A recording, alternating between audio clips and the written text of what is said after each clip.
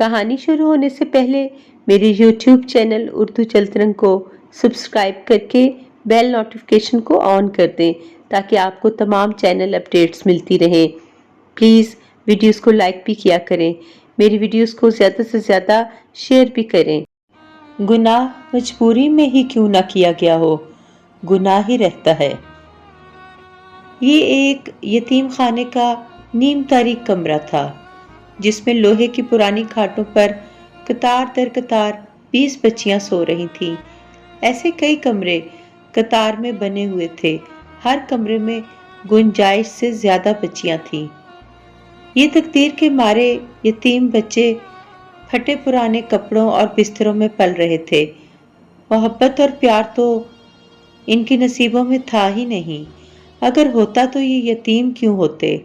अपना हर काम खुद करते, छोटे छोटे हाथों से बड़े बड़े काम ना करने या खराब होने की सूरत में निगरां के बेहिसाब डंडे पड़ते। कई कई दिन बदन में दर्द रहता और भूख अलग झेलनी पड़ती। दुनिया की हर नेमत को तरसते हुए ये बच्चे जिंदगी के दिन पूरे कर रहे थे।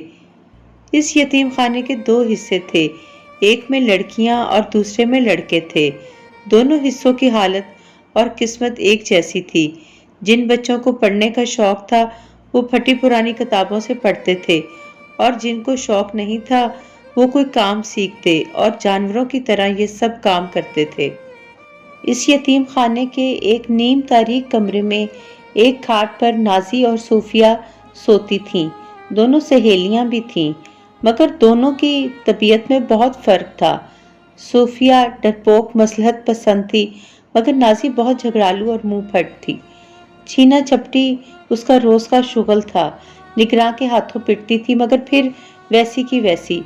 मगर रात को अक्सर वो ख्वाब में भाई को पुकारा करती और नींद में खाट पर हाथ पांव मारती।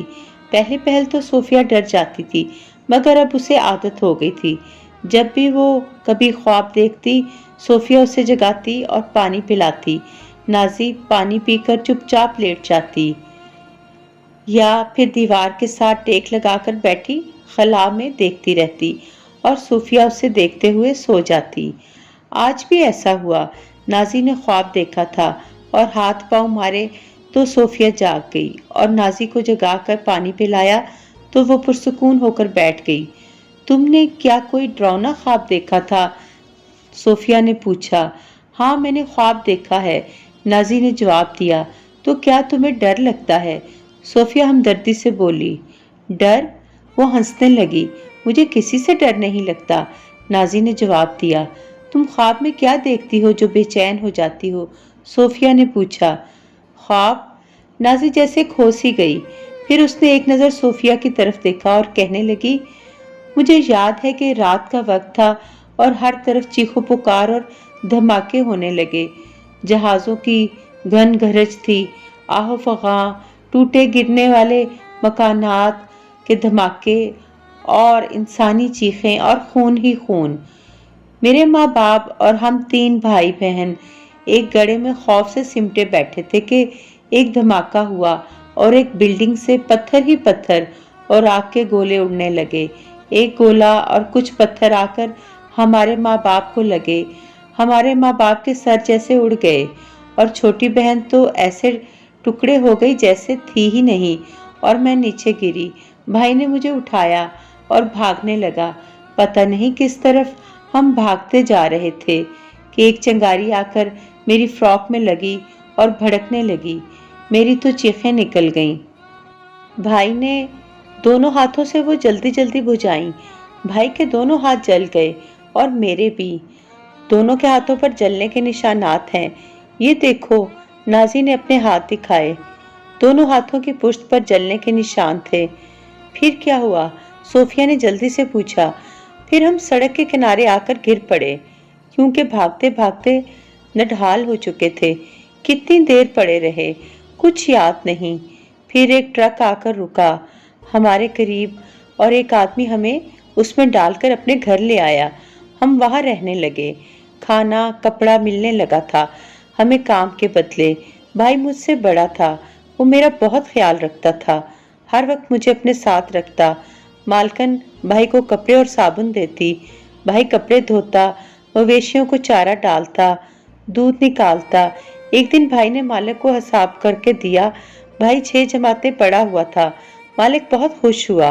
उसने भाई को किताबें लाकर दी। अब भाई रात को पढ़ा करता था। 2-3 साल हम वहां रहे। फिर एक दिन उस मालिक की चोरी हो गई। उस दिन उसने भाई को बहुत मारा। भाई चीख चीख कर रो रहा था। मैं भी रो रही थी। भाई रो रो कर कह रहा था कि मैंने चोरी नहीं की, मगर वो फिर भी भाई को मारता रहा। हालांकि चोरी उसके बेटे ने की थी। मैंने खुद देखा था। मैंने मालकिन को भी बताया, लेकिन मालकिन ने मुझे भी थप्पड़ मारे। बस फिर मुझे मालकिन के बेटे से नफरत हो गई। वो भाई ही की उम्र का है। मार पड़ने के बाद कई दिन भाई बीमार रहा। मालकिन ने भाई को दवा और खाना दिया। मेरा भाई तो बहुत सच्चा और ईमानदार है। कोई उसे थोड़ी सी मोहब्बत देता है तो वो उसी का हो जाता है। भाई भी मालकिन की बहुत इज्जत करता था। मुझसे भी कहता कि वो हमारी माँ जैसी है। हूँ, माँ जैसी है, फिर उसने तुमको मार से बचाया क्यों नहीं? मैं चमक कर कहती। फिर एक दिन मालकिन का बेटा सो रहा था तंदूर के पास। मैंने उस पर जलती हुई लकड़ी फेंक दी और छुप गई। वो उसी तरह चीखने लगा जैसे मेरा भाई चीख रहा था। मुझे बहुत सुकून मिला। किसी को पता भी न चला कि लकड़ी कहाँ से आई। मैंने भी नहीं बताया किसी को। आज तुम्हें बता रही हूँ। वो लड़का, सोफिया ने सहम कर पूछा। वो बच गया, मगर खासा जख्मी हो गया था। भाई ने ही उसकी आग बुझाई, मालकिन के साथ मिलकर। मैंने रात को भाई से कहा, तुमने उसे क्यों बचाया? वो भी हमारा भाई है बहना, भाई ने मुझे प्यार करते हुए कहा। हूँ, मैंने नफरत से जमीन की तरफ थूका। फिर वहां शायद जंग होने वाली थी, क्योंकि लोग अपने माल मवेशी घर बार ट्रकों में लाद कर कहीं जा रहे थे। एक दिन हम भी एक ट्रक में बैठकर फिर पता नहीं कहाँ रुकते रुकाते कई दिनों के बाद यहाँ पहुंचे। बराबर वाले हिस्से में भाई भी रहता है। अब मुझसे मिलने आएगा तो तुम्हें मिलवाऊंगी भाई से। देखना कितना अच्छा है मेरा भाई, नाजी ने मोहब्बत से कहा। नाजी छोटी बच्चियों से बहुत प्यार करती थी। अगर निगरान किसी बच्ची को मारती तो नाजी को बहुत गुस्सा आता था। अगर बड़ी लड़कियां छोटी बच्चियों को मारती या तंग करती तो नाजी उनसे लड़ती। अक्सर वो निगरान से मार भी खाती और गुस्से में कहती, मेरा जी चाहता है इन जालिमों को आग लगा दो जो छोटों को मारते हैं बड़े बनकर। छोटी छोटी बच्चियां नाजी को बहुत चाहती थीं। अगर नाजी को भूखा रखा जाता तो वो अपने हिस्से का खाना नाजी को छुपा कर खिलाती थी। नाजी उनके बाल बनाती, उन्हें कहानियां सुनाती। हमेशा वो छोटी छोटी बच्चियों को गोद में उठाए फिरती। यही वजह थी कि वो बच्चों में बहुत हर दिल अजीज और मकबूल थी।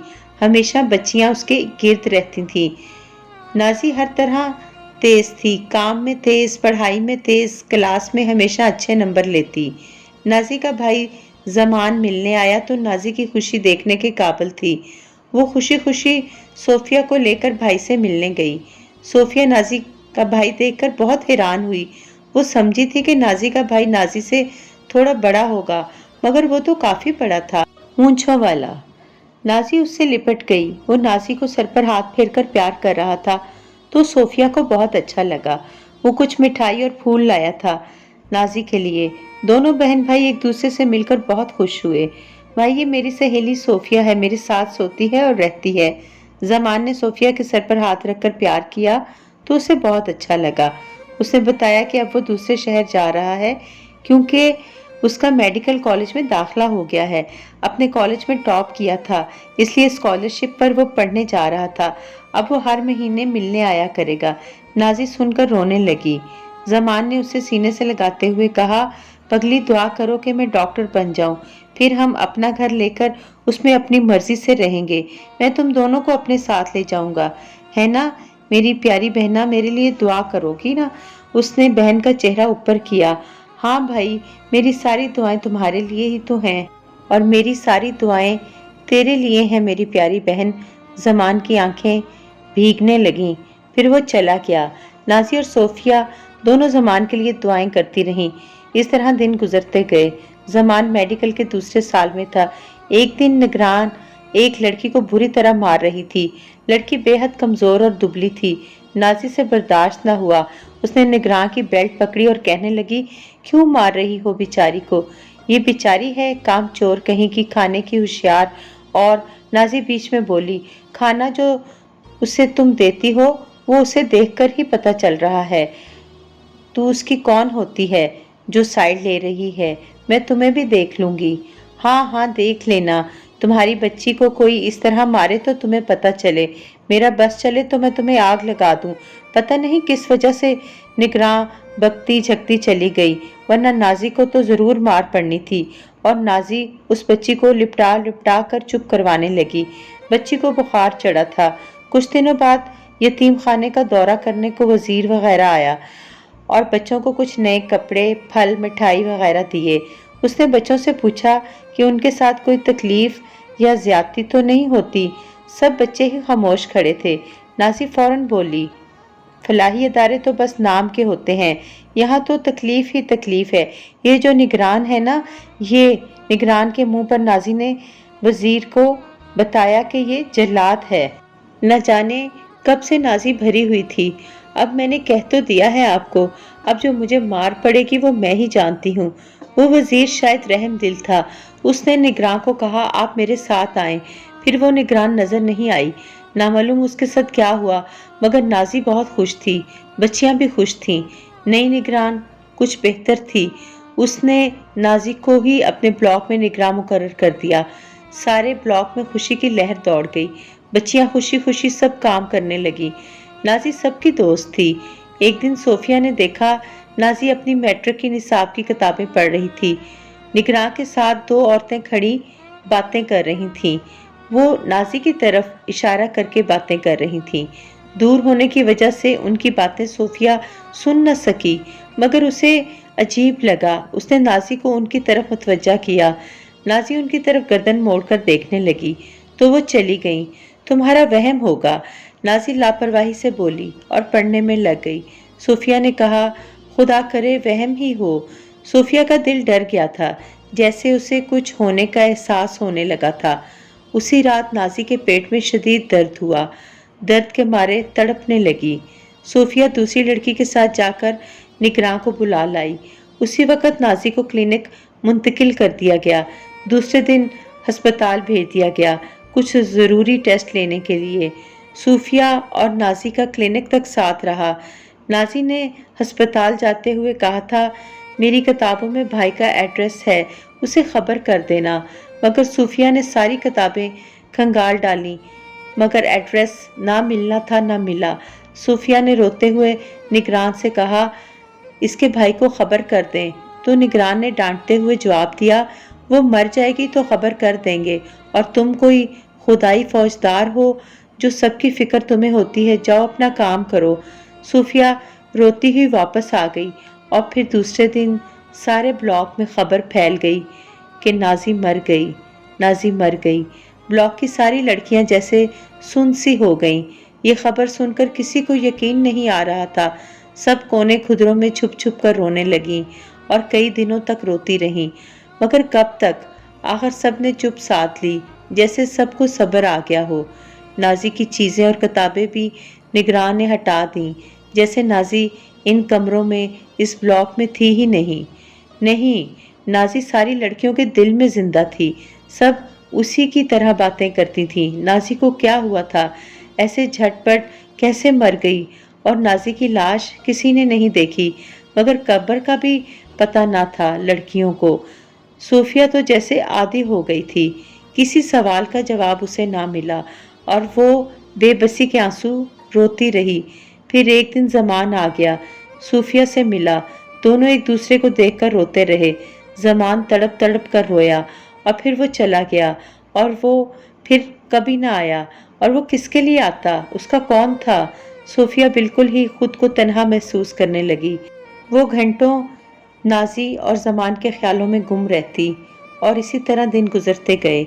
अब सोफिया इंटर का इम्तिहान देने के बाद नतीजे का इंतज़ार कर रही थी कि एक दिन बहार के झोंके की तरह ज़मान आ गया। जैसे ही सोफिया को पता चला वो भागी चली आई। ज़मान को सामने देखकर اس کا ڈھیروں خون بڑھ گیا۔ زمان بہت نکھرا نکھرا اور سمارٹ لگ رہا تھا۔ کئی لمحوں تک تو وہ دونوں ایک دوسرے کو سامنے دیکھ کر ساکت رہ گئے۔ دونوں کے دل خوشگوار احساس کے ساتھ دھڑکنے لگے تھے۔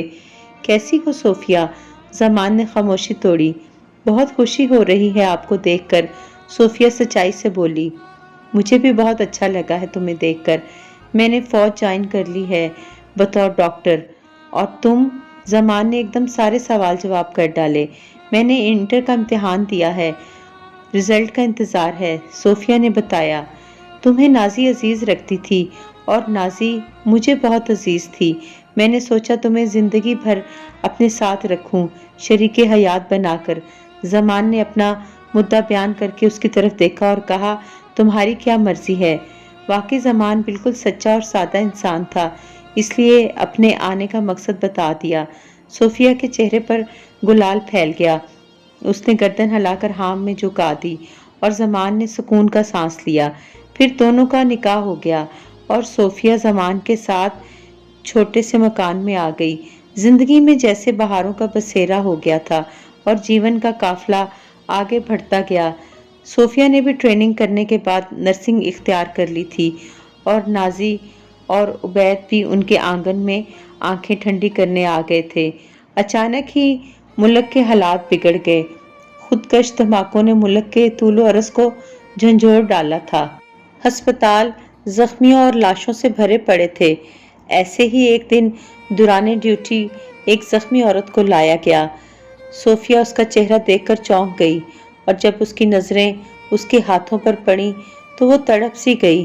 جلے ہوئے نشانات اس کو ماضی میں لے گئے۔ اس کے سامنے کوئی اور نہیں بلکہ نازی بے ہوش پڑی تھی۔ اس کو سخت حفاظتی حصار میں رکھا گیا تھا کیونکہ اس پر حالیہ دہشت گردی کا شبہ تھا۔ زمان بہن کو دیکھ کر تڑپ گیا تھا مگر اس وقت مصلحتاً خاموش رہنا بہتر تھا کیونکہ نازی پر سنگین الزام تھا۔ 3 دن بعد رات کے آخری پہر نازی کو ہوش آیا تو اس نے اپنے سامنے صوفیہ کو پایا۔ تھوڑی دیر بعد ڈاکٹر زمان بھی نازی کے کمرے میں موجود تھا۔ دونوں بہن بھائی لپٹ کر روتے رہے مگر بہت جلد نازی نے اپنے اوپر قابو پا لیا۔ اس نے بتایا کہ یتیم خانے والوں نے اس کو کسی تنظیم کے ہاتھوں بیچ دیا تھا۔ اس نے زمان اور صوفیہ کو منع کر دیا کہ وہ اس کو ہرگز نہ پہچانے بلکہ ایک دہشت گرد مریض کی طرح ہی دیکھیں کیونکہ وہ برائی کے راستے پر اتنا آگے جا چکی ہے جہاں سے واپسی ممکن نہیں۔ گناہ مجبوری میں ہی کیا گیا ہو، گناہ ہی رہتا ہے میرے بھائی۔ اتنا کہہ کر نازی نے منہ دوسری جانب کر لیا۔ تھوڑی دیر بعد سیکورٹی اہلکار کمرے میں داخل ہوئے اور نازی کو اپنے ساتھ لے کر چلے گئے۔ اس کے جانے کے بعد زمان اور صوفیہ خالی کمرے میں زمین پر ڈھہ گئے اور بلک بلک کر روتے رہے کیونکہ آج انہوں نے نازی کو ایک بار پھر کھو دیا تھا مگر اس بار ہمیشہ کے لیے۔